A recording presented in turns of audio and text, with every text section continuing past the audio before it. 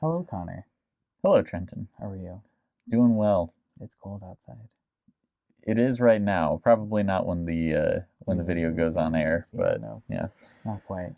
And hello, audience. Welcome to Switching May Reels, the force be with you. or not. Depends. Or I don't. not. I don't know your denomination of the force. Maybe it isn't. Yeah. Maybe you're a Han Solo type. Maybe you're a Han Solo type.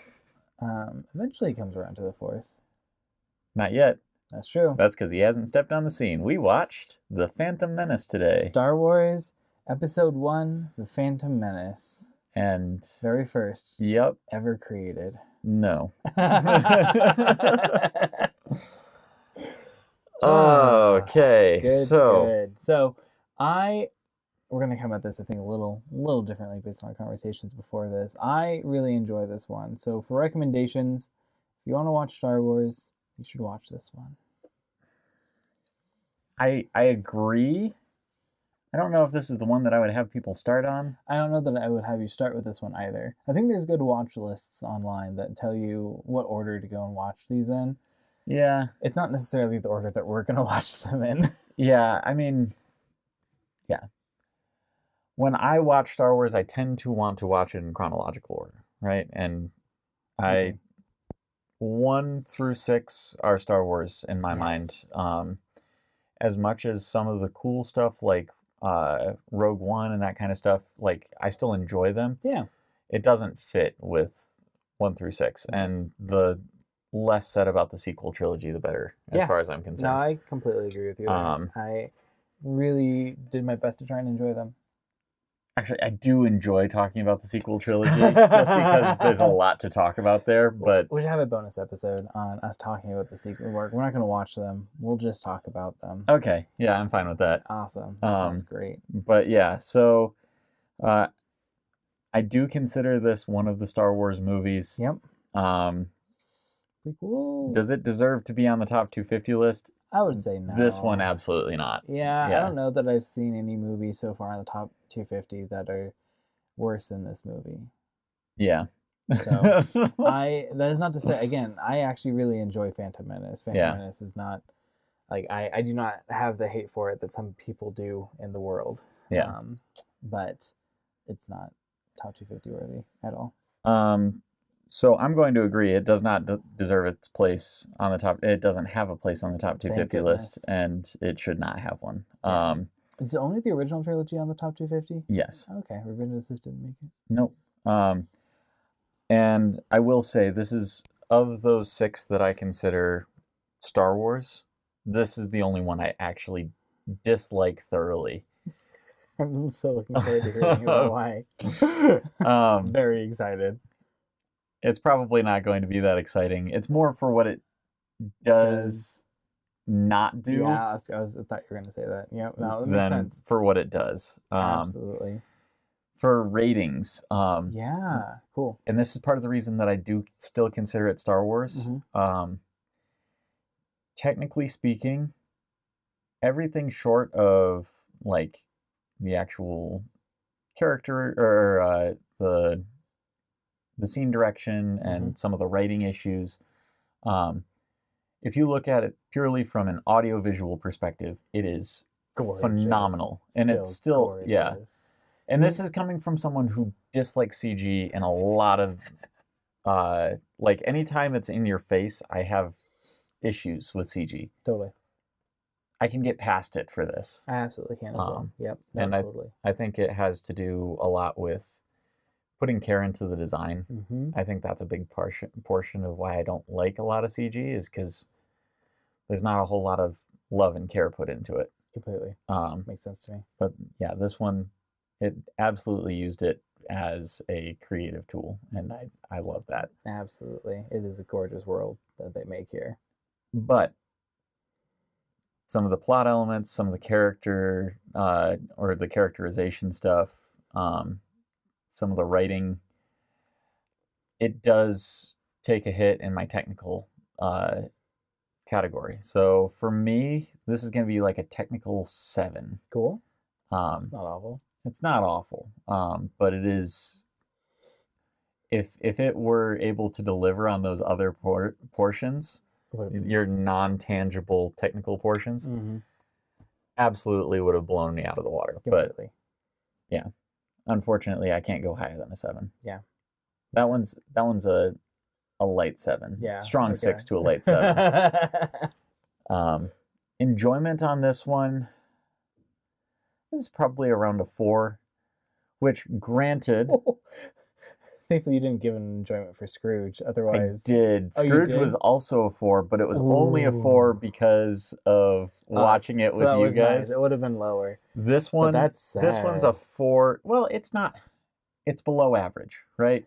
5 is, I enjoyed this. Yeah. It wasn't great, but most like old school comedies kind of fall into this, like, into a 5 category for me, where I'm like, yeah, if there's nothing I'd rather watch, or I just feel like watching a comedy, then, like, yeah, it's fine. But totally. Like, and it's just below that.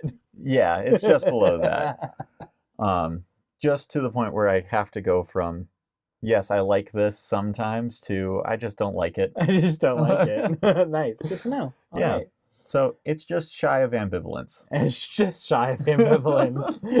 Or just a little harder. I could be at ambivalent.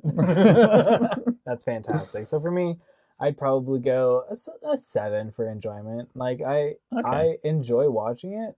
Yeah. There's not, and I'm looking forward to hearing more about the technical things and plot things that you are speaking of, because like I enjoy watching it. There's like some of the dialogue is rough. And I'll absolutely grant that. Jar Jar Binks is one of my favorite characters. He still is. You are an interesting human being, and this is part of the reason I wanted to do this podcast with you. I'm so excited. So technical, I would probably I'd bump 1 up. I'm probably at an 8. Okay. For similar reasons of actually like enjoying it. So and the things that are there, I'm like, oh, I can gloss over. It's a Star Wars movie, and I like it. Yeah. So, so this is where we bring out our spoiler warning. Yes. I need to make a spoiler sign. Oh yes, that'd be super cool. Let us know if you want a spoiler card in the. Go, well, spoiler alert. Oh, I thought you meant like in the editing process. But... No, it's gonna be real. Oh, like a physical spoiler sign. Physical spoiler sign. I'm for it. Awesome. If you're for anything else, though, please like, comment, subscribe, get in contact with us. We'd love to hear from you. I feel like that's just janky enough for our podcast, though. I love it. Absolutely fits. As soon as I add a curtain here to block off all this stuff, I'll go and add a janky sign. It'll be great. We just got to get a piece of like cardboard and like duct tape a popsicle stick to it. That. Yeah. Yes, a couple popsicle sticks. Oh, okay. Make sure it doesn't break. Exactly. I was thinking those popsicle sticks are going to be spoiler at the front. Anyway, so this is summaries. Yeah. How does Star Wars start canonically?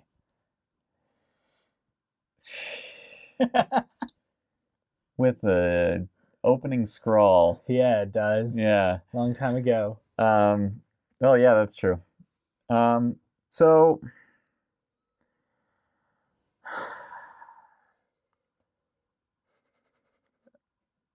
there's a lot going on in this, and weirdly, it feels like a lot of, and I think this is part of the reason that I don't like this one so much, is it feels like there's a lot that is useless to talk about, but if you cut it out, you can't have the movie, right? Like, I can't gloss over the Trade Federation blockade and it still be the same movie.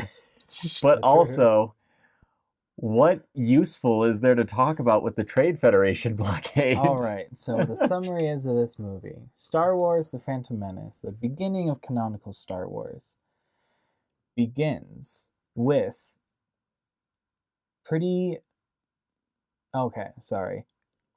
begins with... See, it's hard. No, it is. But I had one. I was rehearsing it up to this point. Oh. So it begins with a greedy trade corporation doesn't like that Big Daddy Republic is taxing their trade goods. So they're like, yo, Naboo, blockade. Also, we're going to make a deal with some shifty figures. And then After they try and get it resolved with the other magic people of the place, Jedi, the Jedi try and resolve it. They can't. They leave. Their ship gets blown up. They find a kid who was conceived by the Force. They use him to fix their ship. They go back and they take Naboo back. And therefore, there's no more blockade. Back to square one. But with a kid that was conceived by the Force. Yeah. I feel like you missed the entire Phantom Menace part of it, but that's fine. I'm not I guess I did gloss over the Sith part. Yeah. Back. And the Sith came back. That's kind of the point of the movie, though. That's the... Yes, it is. No, absolutely. Everything I just described is what they, like, kind of tried to base the storyline on. Yeah. But it was basically just to be like, look at these cool people Yeah. that we're introducing. Yeah. Cool designs. Right, yeah. And yeah. Okay. This movie has problems. And I'll be honest, I do not think that this has as many problems as a lot of people do think. There are some great, like, deep dive reviews into how bad the prequels are. The really famous one is the Red Letter Media. It's like, I don't know. I think it's like 2.5 hours. Nice. Over the course of several videos, where the guy goes into just how bad the prequels are. And I don't think everything that is leveled against the prequels as being bad is that bad. I think there were a lot of technical issues that turned into other things. It's a long story. Okay. So what don't you like about The Phantom Menace? Okay. What I don't like about The Phantom Menace. The easy ones that are really surface level. I don't like Jar Jar Binks. Okay. Easy one. I don't like Anakin Skywalker, and I don't blame the actor. I blame the fact that It's written badly. He's written badly, and kids are hard to direct. And I'll be honest, George Lucas is not an amazing director. He's good, but he is primarily an ideas person. Mm-hmm. And trying to get him to do, like, character direction Totally. doesn't work that well. It's why the characters are probably the weakest part of when we get there. A New Hope or the original Star Wars. Totally. Right? Characters are the weakest part of that. They get better in Empire Strikes Back and Return of the Jedi. So anyway, George Lucas directing a kid, and the kid was not written well to begin with. So Jar Jar, Anakin, honestly, the Gungans in general. I think that was just I love a lot of the, like, shots of them where you get, like, a sense of their culture and that kind of thing. And absolutely. That's the detail that was missing in the sequel trilogy, right? When you have them riding into battle and you've got just the 3 feathers on the back of all their animals and everything, and you just go, oh, they actually have, like, things that we're not told about that are unique to them and probably hold some sort of significance. Absolutely. Right? So I like that aspect of it, but, like, their entire, like, we don't like the Naboo people because they're all haughty and pretentious.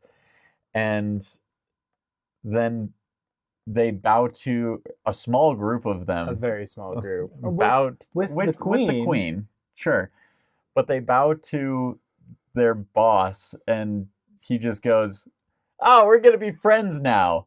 He literally says, I think we're going to be friends. Exactly. And it's like, this is not how negotiations work. This is not how diplomacy works. This is not how nations come together. Are you sure? Yes. It is far more...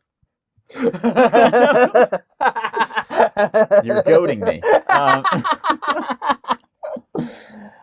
But yeah, there are so many issues with this, and I think the other part is, what I was talking about earlier, where it's just a lot of it's unnecessary. There's a lot of unnecessary. It does feel, or it feels like they added like there's like a concept of like spaghetti code in programming where just all of your code is slightly tangentially connected to every other piece, and if you take one out it breaks, but you really need to take that one out because it's badly written or Yeah. there's some other thing going on. There's a bunch of small, very loosely connected pieces, like you were saying at the beginning, that if you take one out, you break the story, Right. but you didn't need it. Like, you don't Right. actually need it. You could have put something else there and made it flow nicer. Absolutely. Yeah. I think that's exactly what I'm running into. That makes Right? total Like, sense. yeah. And I will say there was a pretty widespread theory. Somebody wrote like a full essay on the idea that Jar Jar Binks was supposed to originally be like the big Sith Lord. Yes.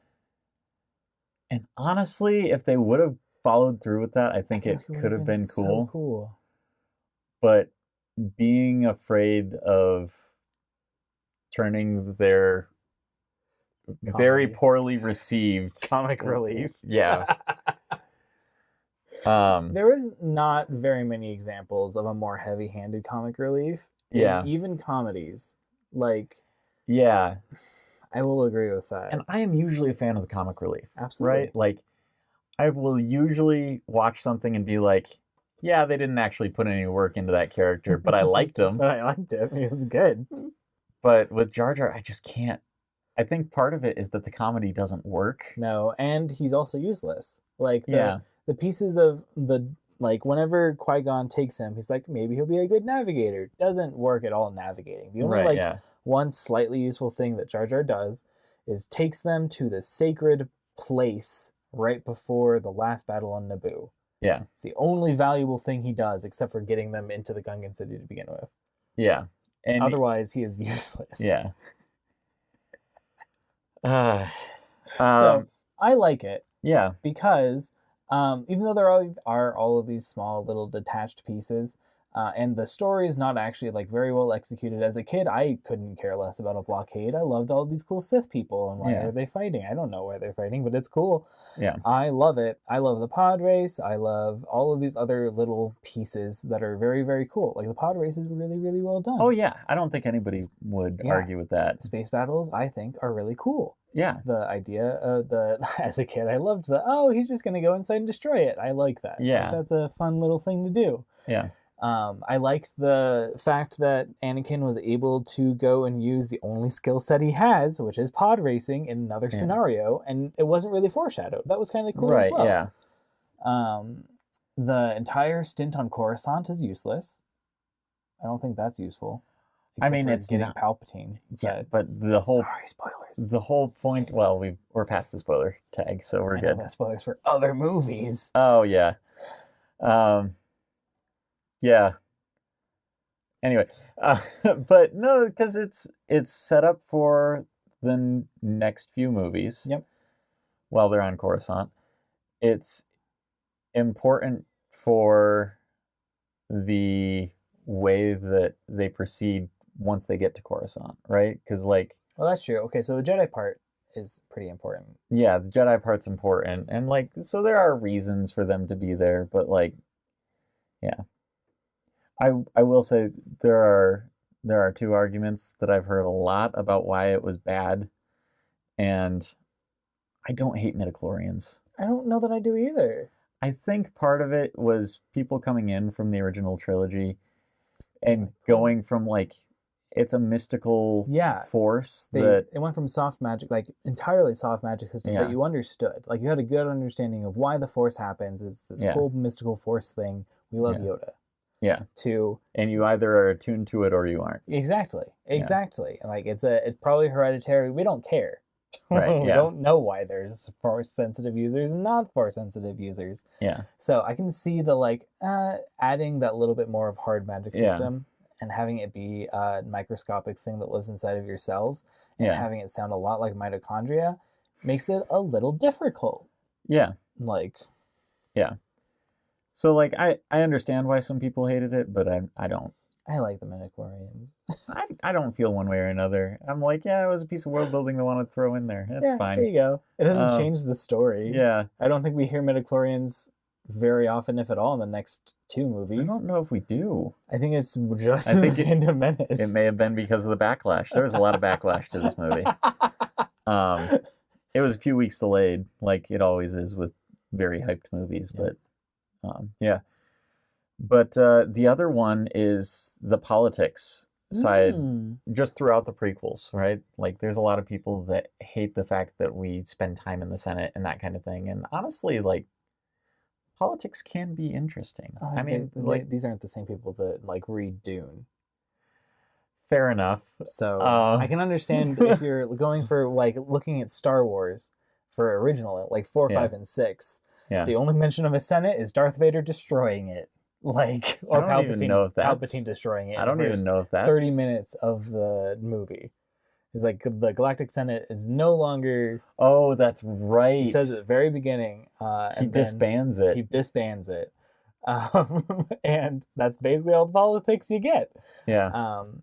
If I were to make a concern about the politics, is that it was like so watered down. Like, Yeah. I feel like, again, this would have been one that could have been kind of cool to stick to a little bit more, especially since it's such an important part in the next 2 movies. Yeah. Like, for the formation of the Galactic Empire is the reason for the next 4 movies. Like, you have the rebels and the Empire. You need to have a good foundation for it. So Yeah. I feel like they could have done stronger there a little bit.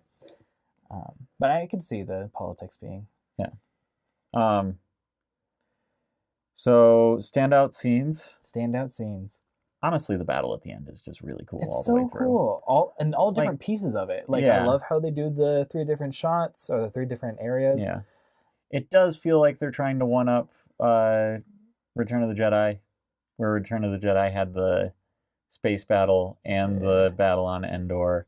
And the confrontation with Luke. And yeah, that's a good point. And so they try to do that again. Yeah. And it doesn't work as well. I don't know if it even didn't work as well, mainly because, though, of Duel of the Fates. Like, that's the soundtrack. Well, yeah. Is the primary reason that I would be like, oh, okay, no, this one does its own thing, I think. Yeah. Like, well, and I think the issue is, so, number one, the Gungan battle with the droids. Yeah, it's okay. Kinda. I feel like, yeah. It has a lot of the Jar Jar just fumbling his way to success. I love the droid getting stuck on his foot and he just kills 3 droids with it. One of them being a droideka. I think it's fantastic. It's so funny. I'm using no hammer, Boomer. Here, take this one. It's so funny. You and I are different people. It's probably also, like, I have a lot of, like, childhood memories for some reason around Phantom Menace. I do too, but I also am not a very nostalgic person. That is a very good point. I do have slightly more nostalgia than you do. I cannot tell you how many movies I've gone back to that I was like, I loved this as a kid, and then went, why did I like this? This is awful. Connor shoots his inner child again.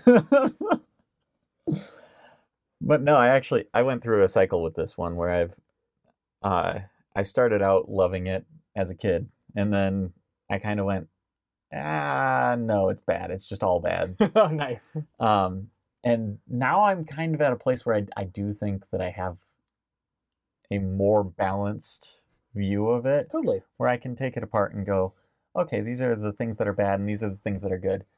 We'll talk about that more next episode because that's the one that I've had the most shift. Ooh, I'm excited. It's the one I loved the most when I was a kid. It was the one I most despised when I went through my, like, all the prequels are bad phase. Yeah, absolutely. And it's the one that I have the most mixed feelings on. I'm so excited. Clone Wars, man. Oh, I'm looking forward to that. Clones. Clone Wars is the TV show. Yep. It is the Clone Wars, not okay. Yep. Yep. That's my fault. No, you're I'm good. a fake Star Wars fan. I didn't want to tell you, but my mom called the Attack of the Clones the Clone Wars for a really long time. Yeah, it's the one I always hit that I get wrong. That's rough. So other standout scenes, love the pod race. I've always loved the pod race. Yeah, pod race is good. I think in the original cut, because I feel like... Did they do a different cut? I think they have a theatrical and a not necessarily extended, but there's more in it cut, because I remember, at least as a kid, so I'll have to go and find it again. Yeah. My family loved the theatrical cuts of a lot of them. Mm-hmm. And the pod race is so much more disconcerting. There's a lot more just random, like the scenes don't make as much sense. Really? Yeah, it's actually very, very strange, as I remember it as a child. So I'll have to go and see if I can find it. In fairness, as a kid, it's quite possible that you just missed certain stuff, and then when you went back to it, I've watched it so many times. Yeah. Like, I haven't watched this as much as Lord of the Rings, but my family loved watching The Phantom Menace, and we would quote Jar Jar in the house because almost all of us loved Jar Jar. I'm a weird, and that's almost guaranteed where my like fondness for this movie comes from. Oh yeah, is the fact that my family loved it, and pod race is great. You only see Force, like the really fast Force run in this movie. Yeah, that is one thing that I noticed. One time. Yeah, they only use it right at the beginning too. Right like at the it's beginning. not. They don't use it any other times, and they're so far down the corridor at that point. In fairness, it's something that could really break some other scenes. No, absolutely. In the series. So I understand why they didn't. This isn't a martial arts movie. Like if it was, you could do some of the cool like faster motion stuff. But it's not what we're going for here. The sword play is fantastic. Leave it at that. Yeah. That makes total sense. Also, another thing I thought about in this watch through, and I think I've seen it posted at random points. It would have been highly unlikely that they would have been able to sneak aboard one of the droid ships to go down to the ground, because droid ships don't need atmosphere. Right, yeah. Like, they don't need to pressurize it. They don't need oxygen. They don't need anything. One thing that's always bothered me about this. Like, I remember thinking about it even as a kid and being like, wait, how did they get down to the planet? Exactly. Like, they're just in the spaceship and then they're on the planet. Because even if, like, just for sake of argument, let's say they do have atmosphere. Yeah. If it gets too cold, it freezes circuitry or something like that. Yeah, absolutely can. How are they sneaking on board without anyone noticing? Jedi mind trick. They're droids. And if they kill droids, we see tons of them walking around. So we know that they're going to get into a huge fight before that, and they're not getting off the ship quietly. Yeah. We see the ships later, like, just dropping droids. Dropping them. There's so many droids. There's so many. There's no space for them on this ship. And if there is, they're definitely getting noticed. Yeah. Yeah. And though, actually, at the same time, whenever they're sneaking on that balcony before they rescue Amidala and everyone while they're being processed, they, like... The fact that the droids can't see them because they're standing just like a foot or two above the, like in plain sight. And these droids are looking back and forth. They've got really narrow field of view. Yeah, it's like right here and here. And the side. That's why I had to move their heads so much to look around. It's a design flaw. Also, all of the droids, so we don't even... I feel like we're making excuses. I'm loving the battle tech. I'm loving the little tech things. This is great. For example, all of the regular droids have a gun, like strapped to them, like they're a human being. Yeah. Eventually, they go to the super battle droids in episode 2, and they finally have all of the guns attached to them, like you should for a robot that's trying to kill things. Yeah. I feel like these robots were repurposed. You know, like they're a trade corporation, therefore they're not paying people, therefore they're making robots, and then they're like, oh no, we had to do a blockade, get them some guns. So what you're saying is these are worker droids that are being forced to kill. At this very second, I'm creating the theory that absolutely all of the regular battle droids are not battle droids, they are worker droids that have been indentured into fighting. We don't see any super battle droid commanders, though. We only see regular battle droid commanders. Yeah, you're right. So either... Supervisors. They're just supervisors. Like they're the like, cause like with that kind of distributed network, you can have one big thing like they did in the Starship, but that obviously has a security flaw. You lose the Starship, you lose your droids. Yeah. So if you go and distribute the system across multiple different commanders that are controlling different smaller units, we see commanders in this one, and we also see the one ship get destroyed and all of the robots get shut down. Oh yeah, they for some reason said screw it. Okay. That's it. Also, that's one thing.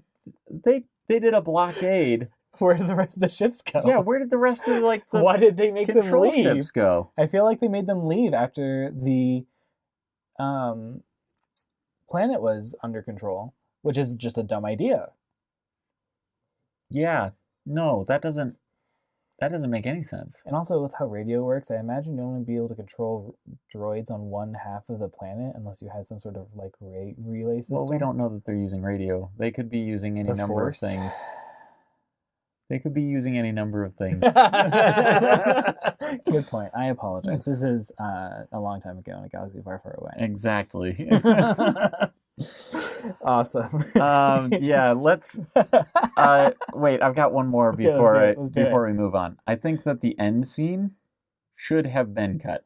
Really? I think it's so fun though. I love the song. I think the song. I think the song was so well done, but it didn't fit with the message of the movie and sort of where you're supposed to be leaving off. Mm-hmm. The scene right before that is a wonderful ending. Yeah, it is. That's a very good point. Like, you have a closure with Qui-Gon. Mm-hmm. You have Obi-Wan telling Anakin that he's going to be his Padawan. And then you have Mace Windu and Yoda talking about the fact that there's another Sith out there. They just don't know which one they killed. Good cliffhanger. And it sets up the next movie like they were trying to do with this whole movie. Yeah. And they should have ended there. Like, that would have been a wonderful place to end. Either cut it or flip it. I did notice that there was a lot of homage to the original Star Wars. No, the original. I was thinking that you have that same like medal presenting ceremony at the end of episode 6. That's in the original Star Wars. It's in 4? Uh-huh.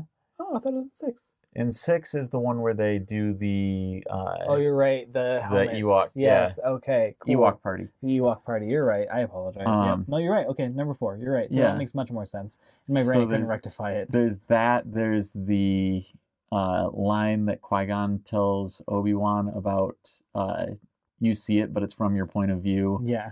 Or that's the truth from your point of view. Exactly.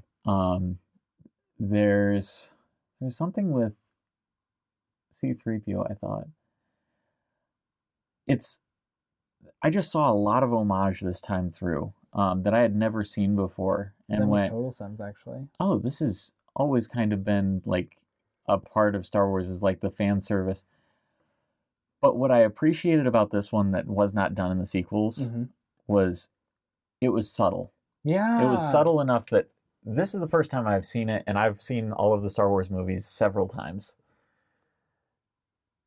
And the fact that I was just able to pick certain things up this time, I thought, okay, that was cool. Yeah. It was something where you were rewarded for having seen it, not where it was like just jammed down your throat because... Absolutely, because it's Star Wars, you're going to love it. Yeah. Yeah, absolutely. I agree. No, totally. That's a really good point. So, yeah. Are there themes in this?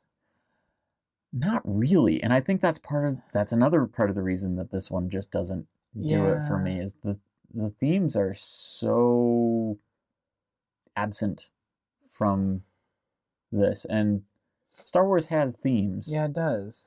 Mostly balance in the Force. Yeah. And it has themes about good and evil. It has themes about people and how they are able to be redeemed or how they are able to be corrupted. Yeah.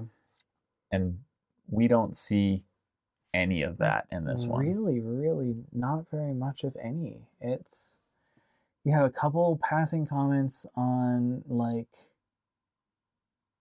some balancing act was so like Obi-Wan goes and mentions to the Gungans at the very beginning, like, hey, if the Naboo get wrecked, Yeah, you're gonna get wrecked. Yeah. You have a symbiotic relationship. Exactly. And the midichlorians kind of play into that too, like the whole balance thing. Yeah. And you have Qui-Gon talking about the living force versus whatever they teach you in school. He's the only one that really talks about like the living force. Yeah. Most all of the rest of the Jedi are just like, no, it's just the force, man. It's good and bad. Yeah, but they never really explain any difference. That's true. I agree. So Qui-Gon does. Like he focuses. He thinks there's a distinction. I think. Okay. And one other thing, we do have Yoda saying, "Hey, fear leads to anger. Anger leads to anger." There is some good foreshadowing in this, but I don't necessarily think that. Oh, that's true. No, that translates to theme. Oh, it's not a theme. Yeah. Sorry, I'm kind of backtracking. Yeah, I completely agree with you. He also though mentions that he has fear of training Anakin at the end. Yeah, that is interesting. Interesting thoughts. Yeah, that's all I got. I do like, and this is something that we'll see as we go through, but you do see the progression of what Yoda says in this one through the next two movies. Nice. Where he says fear leads to anger. Anger is where Anakin is in the second one. Yeah. Spoilers. Anger leading to hate. That's what he switches to by the end of the third movie. And hate leads to suffering. He kills a bunch of kids. Exactly. Kills a bunch of kids. And then also, like, his entire existence up to when he's saving his son at the very end is suffering. Yeah. He's suffering. He's in this awful suit forever. Yeah. And then he's like the Iron Fist, Force Fist, whatever, of the Empire. Like, he is not having a good time. Yeah. So I do think that there's some really good completely agree foreshadowing with that. But again, you're right. It's not a theme. It's just they felt like this one was just setting up everything. But again, on relatively, it's like if you ask someone to come and lay foundation and they laid like an inch of concrete. Yeah. Or I don't know actually like how buildings are built. Less than that. Like it's just enough to get the job done, but it's not great to go and build on. Yeah. But you had to. Yeah. Except they were bringing in the house already built to set on top of the foundation. Yeah. No, entirely. We know what the house is going to be like. Hey, give me some foundation. I feel like this analogy is going to break down if we drill into it too much. Awesome. Technical things that stand out. I mean, we've already gone through some of them. This, but I just want to touch on real fast. The sound design is just gorgeous. Incredible. Every time I watch one of these Star Wars movies, there's something that just, like, in a good way, makes my skin crawl. Absolutely. Right? Absolutely. Like, this is nice chills. In this one, it's the blaster pistol that Padme's using. Oh, yeah. Oh, it's just so cool. Oh, it's such a good one. Oh, it's so good. Yes.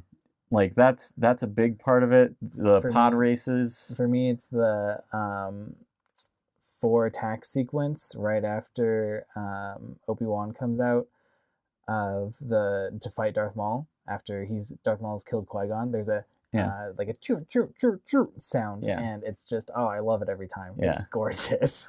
Oh, small theme thing that was definitely not through the whole movie, but it's just a really interesting tidbit in Star Wars for me. Let's do it. Is that in that scene where Qui-Gon is meditating while Darth Maul is pacing back and forth, shows like the dichotomy between the Sith and the Jedi. Yeah. And the fact that him pacing like an impatient animal. Yeah, like a predator or something that is really not excited that he has to be waiting right now. Yeah. And, Qui-Gon taking what would be considered the more enlightened route does not save him. No. Right? He still loses to Darth Maul because Darth Maul is still just stronger than him. Yeah. And I don't know, there is something there it's a good feeling.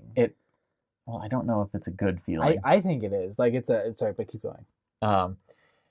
It is something that we don't see very often in anything. Yeah. Where the right path is not necessarily the one that's going to allow you to win. Mm-hmm.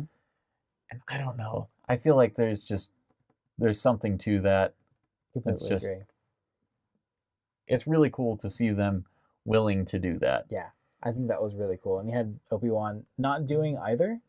Like he was in the middle between the two. Like he wasn't pacing. Like he wasn't patient. You could tell. Yeah. But like he was focused. Right. Yeah. Between the two different. Postures. So. Yeah. Any more technical things? I don't think so. No. So, lightsaber duels in this are really just cool. Oh, I love them. Yeah. Like we don't have a ton of them. We have the very small confrontation with Maul and Qui-Gon Jinn on Tatooine, and then you have the Duel of the Fates and all of that. Yeah. But even some of the ones where they're just Fighting mowing droids? through droids. So yeah, good. it's just fun to watch. It is just fun to watch, and droids are the best ones to watch. Yeah, because they just crumble. Yeah. And it's just they did so well with it. Like you enjoy watching them just plow through droids. Yeah. It's so fun. It's a really good time. Yeah. So our next film will be Attack of the Clones. It is. So for anyone that hasn't caught it, we are going to start trying to go and watch the foundational films that are on the top 250, which is why we're watching them right now. Yeah. Even though none of the Star Wars prequels are on the list, we wanted to go and watch them and have that discussion so that it's better informed for going into 4, 5, and 6. And this won't be something we do, I think, with every film we didn't that's do like Batman. this. We didn't. Well, yeah, Batman, we still could have done it just in order. Yeah. Like we did with Lord of the Rings. Yeah. But there are some where there are probably just going to be too many films for us to do that. Like Harry Potter has one movie on the top 250 list, and I don't know. I want to make a review for every one of those. Yeah, yeah. This one, half of the movies are on there, so I feel like it's okay to do. Marvel's another one. You've convinced me that I have to watch all the Marvel movies with you, but we're not gonna make episodes on them. I don't think on all of them. Yeah, because that would be a lot. So much. So yeah.